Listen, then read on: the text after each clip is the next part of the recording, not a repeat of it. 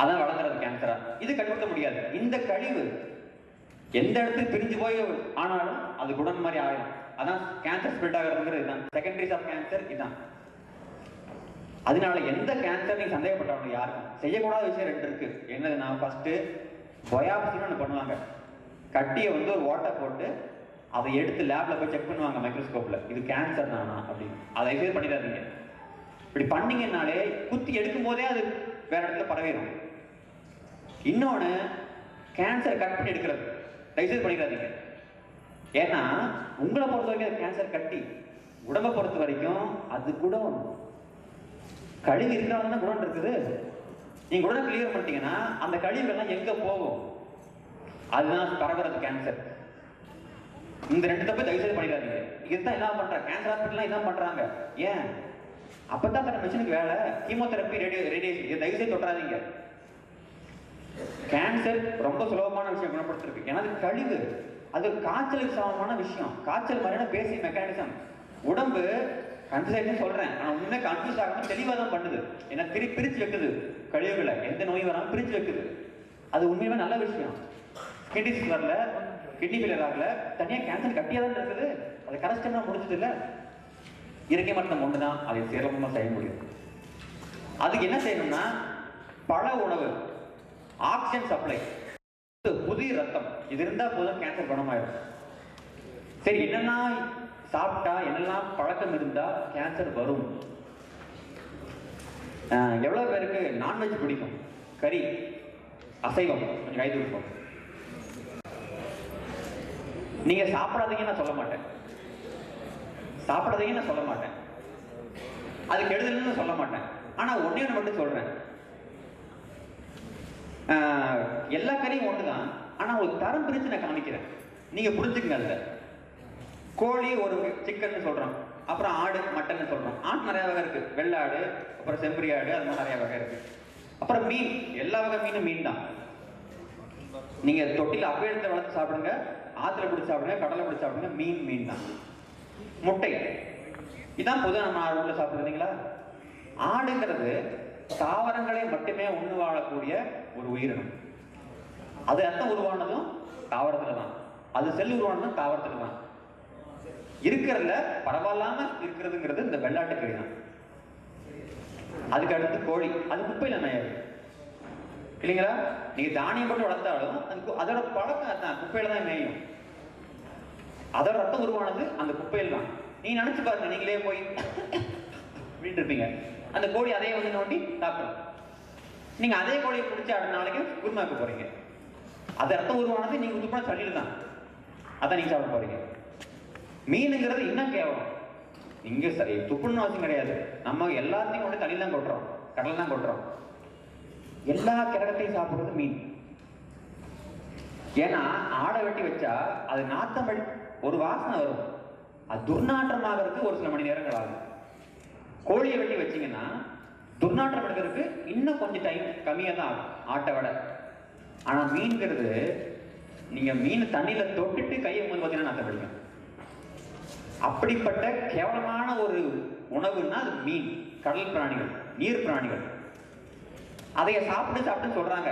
எதுக்குன்னா அவன் நல்லா இருக்கு, நீங்க நல்லா இருக்கு இல்ல, நீங்க சாப்பிட்டதுன்னா உங்களுக்கு பில்லு வரும் இல்ல, பில்லு வரும் உங்களுக்கு. அதனால சொல்றாங்க மீன் சாப்பிட்ற பகுதி இருந்தால் லெப்ரசி ஜாஸ்தி. லெப்ரசி ஒரு நோய் சொன்னீங்க, அது வந்து உடம்பே அழியிற நோய், உடம்பே அப்படி திருட்டு வர்றது. அது அதிகம் எங்க போய் பாருங்க. அளவுக்கான சொல்றேன் இந்த ரெக்கார்டை, கடல் பகுதியில தான் லெப்ரசி ஜாஸ்தி. ஏன்? மீன். தயவுசெய்து நான் சாப்பிட்டு நீங்க சாப்பிடுறதை சொல்ல மாட்டேன், இது தெரிஞ்சு வச்சுக்க. அடுத்த மீன் சாப்பிடும் போது அதையெல்லாம் சாப்பிட்டுன்னு மட்டும் யோசிச்சு பாருங்க, அப்புறம் நீங்க அந்த மீனை சாப்பிடுங்க. இது எல்லாமே உடம்புல சேரும். ஏன்னா அது ஒவ்வொருத்திலையும் அதோட கழிவுகள் இருக்கு, அதோட கழிவுகள் உங்க கழிவா சேர்ந்துடும் உடம்புல. அப்புறம் லிப்ஸ்டிக் போடுற பழக்கம் இருக்கிறவங்களுக்கு அந்த லிப்ஸ்டிக் செய்யறது வந்து மீனுடைய செதில் இருக்கு பார்த்தீங்களா, அந்த பளபளப்பு அதுதான் வருது. செதில்களை நம்ம உடம்பு வெளியேற்ற முடியாது, ஒரு பக்கம் தங்கிரும். டெஃப்லான் கோட்டிங் தோசைகள் யாரெல்லாம் வீட்டு வச்சிருக்கீங்க? டெஃப்லான்ங்கிறது ஒரு விதமான கெமிக்கல், அதோட தங்கிரும். அப்புறம் மொறுமொறு தோசை பிடிக்குமா குழந்தைருக்கலாம்? உங்களுக்கு பிடிக்குமா மொறுமொறு தோசை? கேன்சர் உண்டு பண்ணும். தெளிவா எழுதியிருக்கு அந்த புக்ல, சவுனீர்ல. சவுனீர் கொடுத்த உடனே கேன்சரை பற்றி படித்து முடிச்சிருங்க. ஏன்னா இதை நீங்கள் ஃபாலோ பண்ணாலே உங்களுக்கு வேறு எந்த நோயும் வராது. கேன்சரே உங்களுக்கு குணமாகுது அப்படின்னா வேறு நோயும் வராது. சரி, கேன்சருக்கு மருத்துவம் சொல்லி நான் முடிச்சிடறேன் சீக்கிரம் சார். கேன்சருக்கு மருத்துவம் என்ன? தினம் 2 வேளை பச்சை தண்ணியில் குடிக்கணும். பச்சை தண்ணி சுடுதண்ணி குடிக்கிறவங்களுக்கு மட்டும்தான் கேன்சர் வரும். 95%. மீதி 5% தான் exception. If you take hot water bath, definite you will get cancer in some part of the life. Maybe you will die in 60. If you are living till 80, definitely you will get cancer. No exception for this rule. Always, because hot water will keep all the toxins inside your body. Hot water is not expellent.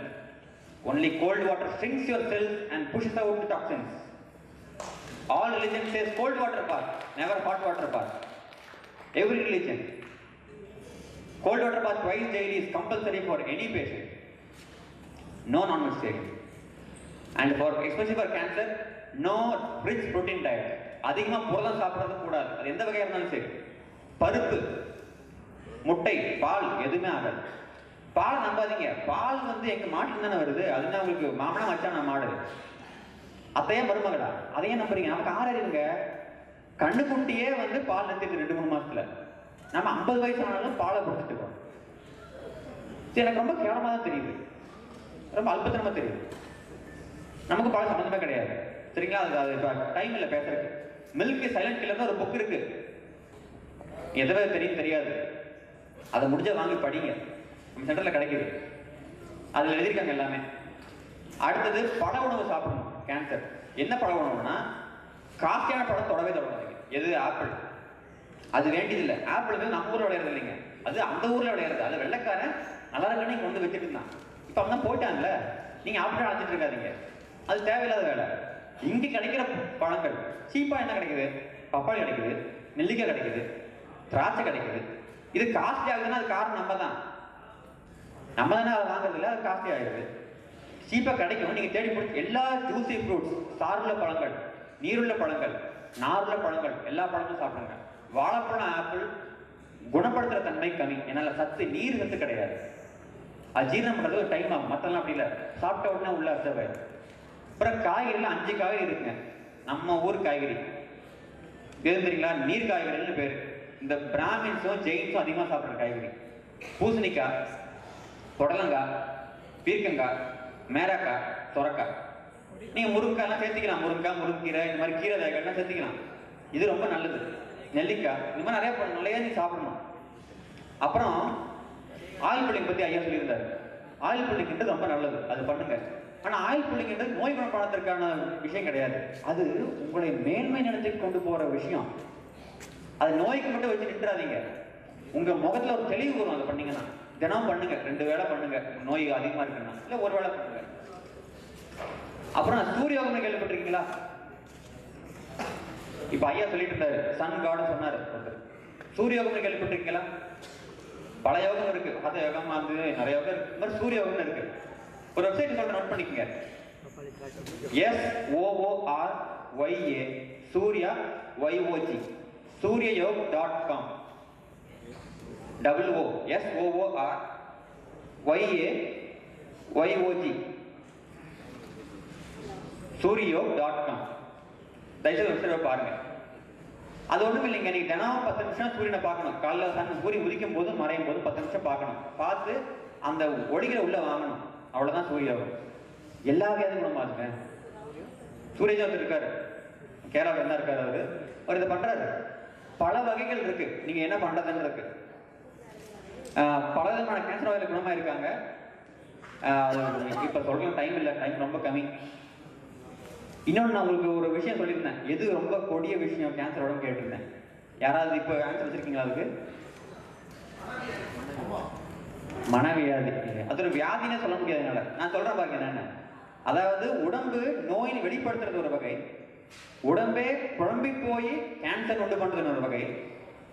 உடம்பு நீ வாழ்வதற்கு லாய்க்கே இல்லை, உனக்கு எதற்கு இன்னொரு குழந்தை என்று கேட்டு உங்கள் குழந்தை பெற்றுக்கொள்ளும் தன்மையை நிறுத்துவதுதான் கொடிய நோய். நீங்க நாம கண்டினியூ எந்த மரமாவது விதை இல்லாம இருந்திருக்கா? நம்ம பண்ண சீரியஸ் கிராஃப்ட் தவிர கிடையாது. மனுஷன் ஒருத்தனுக்கு தான் மலட்டுத்தன்மைங்கிறது ஏன் வருது? இயற்கையே சொல்லுது, ஏய் வேணாம், நீ ஏன் நீ எடுத்த ஜெராக்ஸ் காப்பியே வேஸ்ட் ஜெராக்ஸ் காப்பி, அதையும் திருப்பி ஜெராக்ஸ் காப்பி பண்ற, வேண்டாம் நான் மாஸ்டர் காப்பி எடுத்து இன்னொரு காப்பி எடுத்துக்கிறேன் அப்படின்னு கடவுள் சொல்லிடுறாரு. அதான் உண்மை. அதே சரி பண்ணுவது தான் என்னுடைய கொள்கையை நினைச்சுக்கிறேன் வாழ்க்கையில. நோய் இருக்கிறவங்களை சரி பண்ணா யாருக்கு நல்லதுங்க? அந்த ஆளுக்கு மட்டும்தான் நல்லது. குடும்பத்துக்கு கொஞ்சம் பணம் மிச்சமான குடும்பத்துக்கு நல்லது. ஒரு குழந்தை ஆரோக்கியமாக வந்து விட்டால் அந்த குழந்தைக்கு நல்லது, அந்த குழந்தை பெற்றவங்களுக்கு நல்லது, அந்த குழந்தை பெறப்போகும் எல்லா குழந்தைகளுக்கும் நல்லது. அந்த ஊரே மாறிடும். இயற்கை மருத்துவம் என்பது மூட்டு வலிக்கோ கண்ணு வலிக்கோ கால் வலிக்கோ பண்ற வைத்தியம் கிடையாதுங்க. மனித இனத்தை மேலே கொண்டு செல்வதுதான் அதோடைய குறிக்கோள். அதனால வரவங்களுக்கெல்லாம் உங்களுக்கு தலைவலி இருக்கா, சுடுந்த காலதீங்க, தலைவலி சரியா போயிடும். இந்த மாதிரி சிம்டம்ஸ்க்கு வைத்தியம் சொல்றதை விட்டுட்டு எப்படி மனித இனத்தை மேலே கொண்டு போறதுங்கிறத பத்தி உங்க பேஷண்ட் சொல்லுங்க. இயற்கை மருத்துவம் மட்டும்தான் செய்ய முடியும். அவங்க ரொம்ப பங்க்சுவலா இருக்காங்க, டைம் கம்மியா இருக்கு. சரி, வேற எதுனாலும் நீங்க எங்க அப்பா தொடர்பு கொள்ளுங்க. நான் இந்த ஊர்ல இருக்க மாட்டேன், நான் வெளியூர்ல இருப்பேன் அடிக்கடி. எங்க அப்பா தொடர்பு கொள்ளுங்க. வாய்ப்புக்கு நன்றி. வேற சந்தேகம்? போன் நம்பர் எல்லாமே அந்த புக்ல இருக்குங்க, எல்லாமே அந்த புக்ல இருக்கு. நோட் பண்ணிக்கிறது புக் கொடுப்பாங்க உங்களுக்கு, நீங்க அதை பாருங்க. அப்புறம் எனிமா எடுப்பது ரொம்ப முக்கியங்க. எனிமா எடுக்காம எந்த இயற்கை மருத்துவமும் பண்ண முடியாது. ஏன்னா குடல் சுத்தம் தான் முதல், அதுக்கப்புறம் தான் எல்லாமே. பழ உணவு, இயற்கை எனிமா, அப்புறம் பச்சை நெஞ்ச குளியல், இது இருந்தாலே போதும். நீங்க பல நோயை வென்றலாம். டாக்டர் போய் செகண்ட் டைம் நிக்காதீங்க, ஃபர்ஸ்ட் டைம் மட்டும் தான் போகலாம், செகண்ட் டைம் நீங்க போகக்கூடாது. நீங்க டாக்டர் ஆயிரணும். ரொம்ப நன்றிங்க.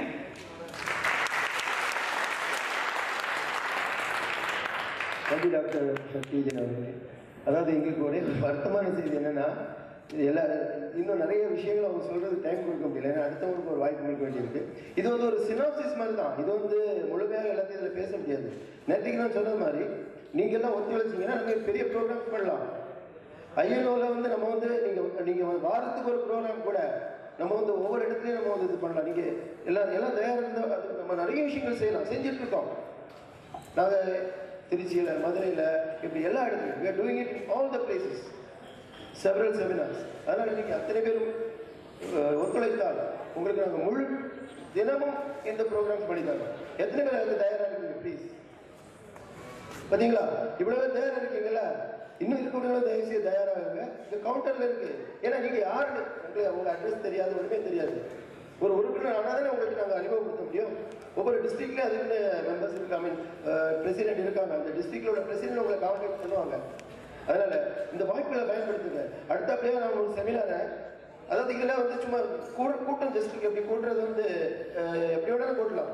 ஆனால் நாங்கள் ஆர்வம் உள்ளவர்களை மட்டும் தான் கூட்டணும்னு நினைக்கிறோம்.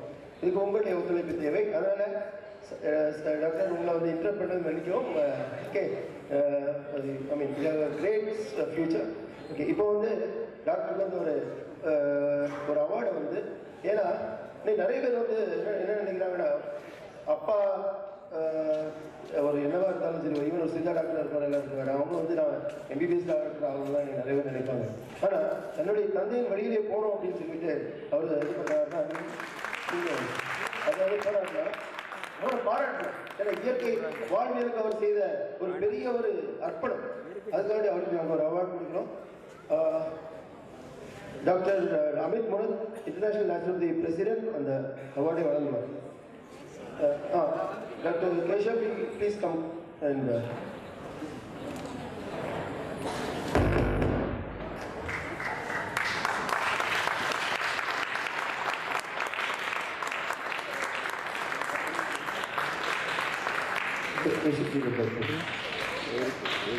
ஜூம் பண்ணி வச்சுருக்கா? இல்லை, அது முதலே வச்சுருக்கு. கரெக்டா?